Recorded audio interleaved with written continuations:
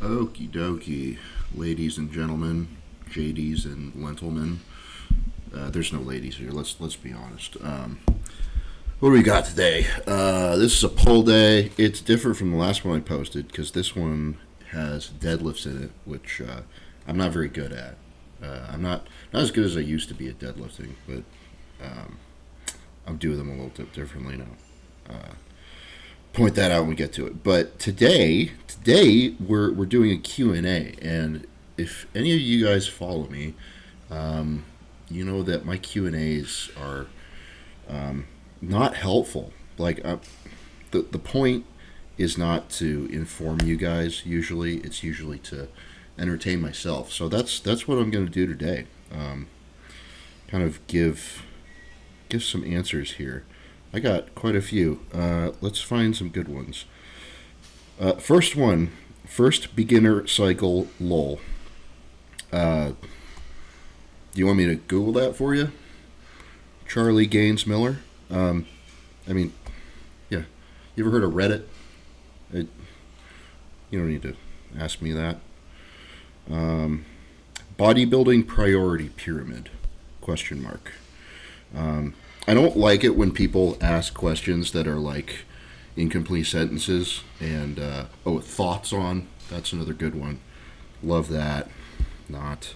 But what is the good bodybuilding priority pyramid? I don't think you should think about it like that. You should have a list of boxes that you're checking off every single day. There's really not a ton of boxes, and you shouldn't prioritize any one over the other. Like, I'm not going to tell you that drugs are more important than training or food is more important than drugs, or like you should kind of try and maximize all of it and figure out what works for you. Because if you just, I know that kind of statement is not going to get any clicks or get anybody fired up, but like it's correct. Like you need to kind of be good at all of the things that go into this. So if we're not doing a pyramid and it's just like, I don't know, a flat rectangle, since it's all important, what are the boxes that you have to check off? I mean, get all your food in throughout the day, sleep 8 hours at least, gear, just leave that as a box. It's too complicated to like go into further if we're just talking about it in terms of checking boxes. And training, you need to be early on. I think you need to be progressing training, getting stronger. Like a guy like me at this point, like I'm not getting stronger on a regular basis. Things are a little different now, but yeah. Don't think about it like what's most important. Just you should be able to do all of it. How long have you been working out for, and what's your split? I started training when I was like 18. I used to play lacrosse in high school, and then I kind of gradually got more and more seriously into lifting weights because I needed something to do physically. And it just kind of snowballed throughout college. What's my split? It's push, pull, rest, push, pull, legs, rest. Yeah, nothing fancy. Do you run IGF, LR3, or Increlex, and if so, how much and how long? Almost nobody on the planet Earth has real Increlex, so no. I don't. I've used IGF from peptide sources before. I've never used it consistently for an extended period of time. I think generally you'd be better off just spending that money on growth hormone, all else being equal. So that's my 2 cents there. Are you happy to move back to Oregon, that is, to the Northwest? And will you kiss Dallas? I think he meant miss. I'll miss some of the people in Dallas. I like the gym that I train at. Besides that, I don't think I'm gonna really miss all that much. I've only been here like 7-8 months, so like I haven't grown attached to anything in particular here. I don't think I'll miss it all that much. it doesn't really feel like home, and I guess nowhere has really felt like home for me for years now, because I keep on bouncing around, which is my own fault. But yeah, I don't think I'll miss it all that much. I think my place is in the Northwest. So, have you read Mein Kampf? I don't know why you would ask such a question, but no, I don't speak German, so I have not read Mein Kampf. Pete Harton. Pete is competing this weekend, and that's gonna be the next video. We're gonna be going down to Houston to follow Pete along for his qualifier show. Pete Harden asks, "What's something you want to improve this year outside of bodybuilding?" Damn. I would like to grow my coaching roster more than anything. Currently, I'm just kind of focused on getting these shows out of the way and then moving. But once I get up there to Oregon, like I definitely want to take on more people when I have the time to do so. And getting new clients spun up and like on the fucking program is a lot more time intensive than working with existing ones, generally speaking. So like during prep, it could be a good time to attract new people because more eyeballs are on you. You're prepping for a show and all that, but it's sometimes like not a good time to actually start working with people because that intake and spin up process can be difficult and time consuming. What was your job prior to bodybuilding? So I went to school at Oregon State for mechanical engineering. I graduated beginning of 2020, like right as COVID was happening or starting, which was very odd going into the workforce at that time. I didn't have any problem, being employed though, because I was working in construction management, and that was considered construction was a essential industry. So I was working on the Intel project, new semiconductor fab up in Hillsboro, Oregon, which is near Portland, right after college. And I worked for two different companies, both construction management kind of stuff, which is kind of boring, but it's also a nice, steady, secure job for the most part. One reason why I wasn't, I kind of wanted to get away from it was, at least with my first company, a lot of the work that they were a mechanical contractor, which means they do piping, plumbing, HVAC, but primarily piping, and a lot of their projects were for the oil and gas industry. So if you're working on a refinery project, they have these things called turnarounds, which is where they shut down the refinery for like 48, 72 hours, and they have to get a ton of like renovation or like piping work done in a short period of time, because every hour that place is shut down, they're losing shitloads of money because those things run 24/7. So you have to, if you get assigned to one of these jobs, you're on salary, so you're not really making any more money, but you're working like 18 hours a day. You're living in a hotel or wherever the fuck they put you. Definitely not going to be able to eat and train properly. And even though it's not physical work, I'm not welding pipe or anything. It would still, totally fuck with my bodybuilding goals. So that's one reason why I got away from that original company I was with. I'm answering too many actual questions right now. This is good to change it up. What do you bout this gay shit?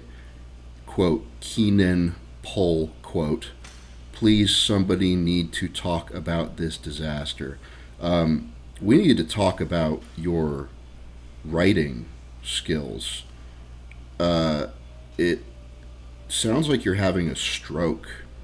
I have no idea what he's talking about, and the sentence is not a sentence, and Gen Z's fucking cooked, to put it bluntly.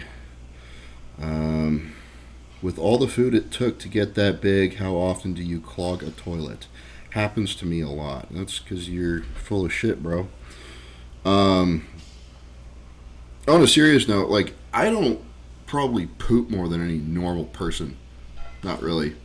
Like, um, you have to keep in mind that a lot of the food that I eat is meat and rice, right? So, like, you're absorbing and, you know, partitioning almost all of those nutrients. There's not really any waste. There is some, but, like, there's not a lot of waste product that's coming in through those foods. So, like, you're not really going to be taking gigantic dumps necessarily. If your diet is a total mess and just like random shit, then yeah, it's going to be a lot worse. How to gain size on arms? Shoot them. Inject them with sight enhancement oil. What's the website called where you put your blog? Blog. People still do blogs. Blog for your upcoming show. It's called Professional Muscle, and I linked it in the previous video, and I'll fucking link it again so you can find it. This isn't a question. Took your advice and got a 9 to 5. Now I can actually afford bodybuilding. Yeah. This is going to be a massive money sink for like 99% of people who do it. So you better have a good fucking job that you can, you know, have extra money to waste on this sport. Because you're probably never going to make any money off of it. Just being honest. What has been the most effective cycle for putting on mass? Yeah, fuck off. What does your perfect burger look like? You know, so I discussed this with Beatty a little while ago on the podcast we were doing, but given the choice, like, I would prefer to eat like a real good sandwich, rather than a burger, because like burgers, they can make you feel like complete dog shit afterwards. You know, it's like you eat a big old greasy pile of, you know, bread and fries and cheese and beef. It's like puts you in a coma, right? Sandwiches are a little more refreshing. They don't sit in you like a rock. So, yeah, I like a good like club sandwich, or maybe like a, you know, like an Italian kind of pastrami sandwich. Generally makes me feel better afterwards. Biggest gym pet peeve. You know what? Recently, it's been people training with their shirts off. I just don't think it's necessary. Like, we got a posing room in here, man. You don't look very good. You should put your shirt back on. Nobody likes it when you do that, man. And we're coming up on the end of the video here, so you know what? I'm just gonna go ahead and whip out the camera, and you can just look at my ugly face while I answer more of these questions, because I think there's some good and some hilariously bad questions in here. Okay, and we're back. Sorry if the audio sounds different. I'm no editor, but I got all these questions here. So, actually, real quick, for the people who like the gun shit that I was talking about earlier, I made a little project. This is the double stack 1911, and I made this holster myself. I put a sheet of Kydex in the oven and squished it between two foam seat cushions, basically, and it actually came out pretty good. It's got pretty positive retention, and it's need to attach something to the back here, some belt clips. I want to put this on a drop holster on my right leg, so I'm not sure exactly how I want to set up those clips yet, but there's that. And I also just finished putting together that thing. Just a minute. So this is, I already had the lower here, but this is a 300 blackout upper. I've never built one of these before, but yeah, I put this together a little bit ago because I wanted to shoot subsonic ammo out of my can, because I think that's cool. It's a little bit more expensive than 556, but 556 is like 40 cents a round right now, and 300 Blackout's like 50 cents, so it's not that much worse. Anyways, back to the questions. Are you planning on doing another Fit Nation pod soon? Maybe. I don't know. I just haven't been doing them because I don't really care to right now. It takes up a lot of time on my weekends, and those are days that I do a lot of check-ins, usually on Sundays. So, do I look decent for my age? I don't know, because I'm not going to go to your profile. You're probably like a teenager, so just keep on lifting weights, bro. Stay natty and see what happens. Best way to keep blood pressure down on cycle. Don't be a fat ass. That's probably number one. Don't be opposed to using medications to address blood pressure. I think I used telmisartan. I've used lisinopril in the past to similar effectiveness. Nowadays, I don't need those medications to keep my blood pressure under control at my body weight because I'm kind of used to being like 270 to 280. So like I don't need meds to be in range nowadays. But the first time I was 280, I definitely did. So I was taking them. I still take them because telmisartan, at least, is not going to drop your blood pressure below a healthy range, which is good. It has some other cardiac benefits as well. Any chance on more broke boy options during videos? I mean, I think I've kind of covered this stuff already. You know, with supplements, showed you what I do for my intro workout stuff in one of the videos.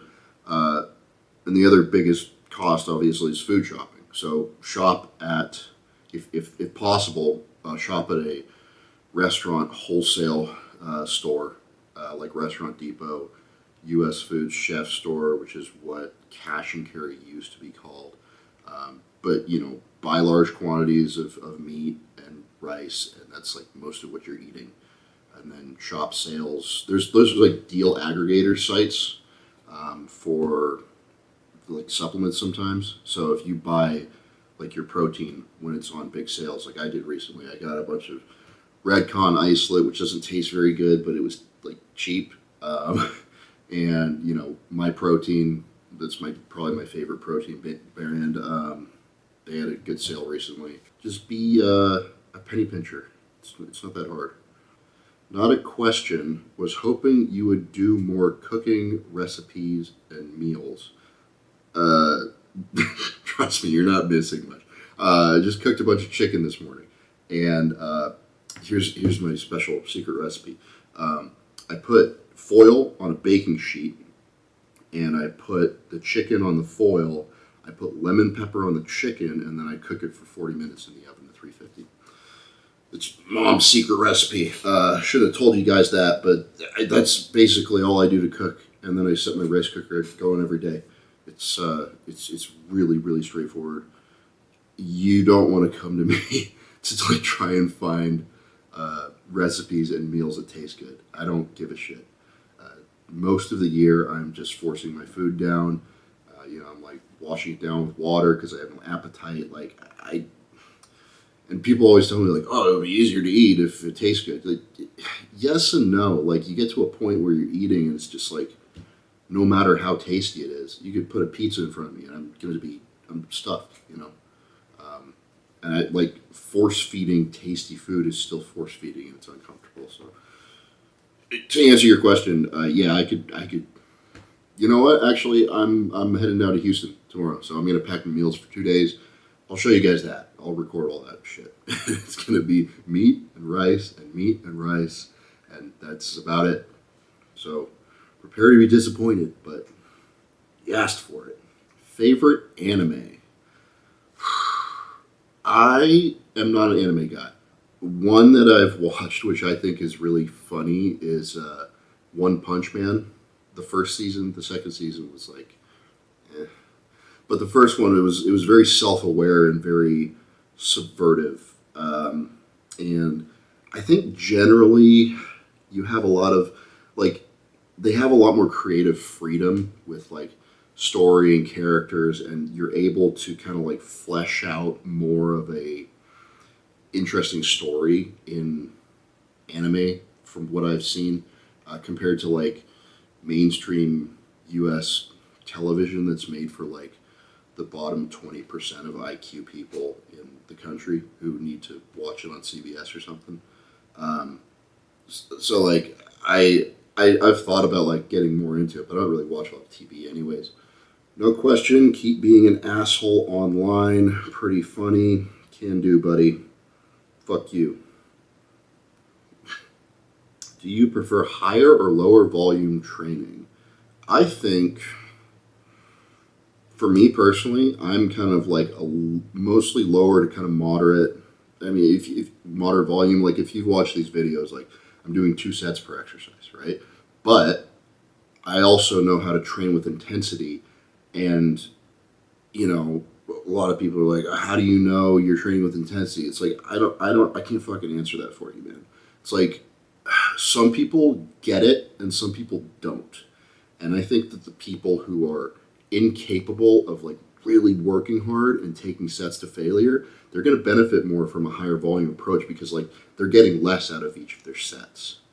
And it's not to, like shit on them or anything. It's just I I don't know if that kind of, like, intensity can be taught, so to speak. But yeah, so as a result, I think a lot of people who don't have that je ne sais pas in the gym would probably benefit from a higher volume training approach.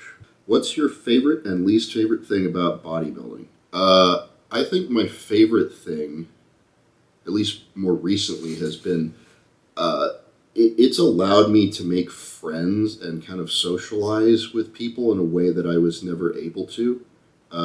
Because, like, I'm not really an extroverted, outgoing person. Like, I'm a little anxious sometimes in social situation. But, like, when you're good at a sport and people recognize you and, like, want to get to know you because of, like, what you've done in bodybuilding, that makes it, like, that kind of makes it so that other people will approach you and talk to you. And I suck at doing that to other people. So that's kind of nice. Like, I don't really have to figure that out myself. I think my least favorite thing, social media stuff. I'm trying to do it my own way, in a way that is kind of, like, genuine and, like, authentic to who I am. But yeah, that's not everyone's gonna like that. It's not gonna necessarily get the most followers and views and likes and all that shit. But that's how I want to do bodybuilding and share myself on the internet. Because I mean, if it were up to me, it'd be like minding my own business. But it's not 20 years ago. You can't. You don't just have, like, a videographer following you around doing all the work for you. It's like I don't have anyone to do that for me. The resources, like, available to guys in my generation are very different, or at least in my experience they are. And so a lot of it just comes down to, like, you have to do it yourself. And that's why I'm putting out these shitty videos, because I'm forcing myself to be consistent, and maybe someone likes it. Have you always had such a crazy metabolism since the very start of your bodybuilding? I don't have, like, a super crazy metabolism. I have, like, for somebody my size, it's, like, maybe a little higher than average, I'd say. When I was a kid growing up, like, I would kind of eat whatever. I was eating a lot of whole foods and, like, healthy stuff because that's what my mom fed me, because she actually loved me. I was playing sports and running around being active all the time. So, like, I never got fat. I've never been fat in my life. The closest I ever got was when I first got to college, and I was, like, maybe lifting 3 days a week and drinking heavily 3 to 4 nights a week. That lasted, like, maybe 4 months, and I was like, oh shit, I'm losing my abs. And I'm self-destructing in various ways. I should stop being such a degenerate. So I stopped that. But yeah, I've never really gotten fat. All right, that's all the interesting questions or the funny ones that are jumping out at me. So I'm gonna call it day. It is Thursday. Tomorrow I'm leaving for Houston in the morning. I'm gonna be training down there in one of the gyms, and then I'm gonna be hanging out with Pete because he's doing the Branch Warren show, which I guest posted at last year, and he's doing that as a qualifier, and then he's doing USA's afterwards. So I'll be hanging out with him a little bit and at the show, and yeah. So I will catch you guys later.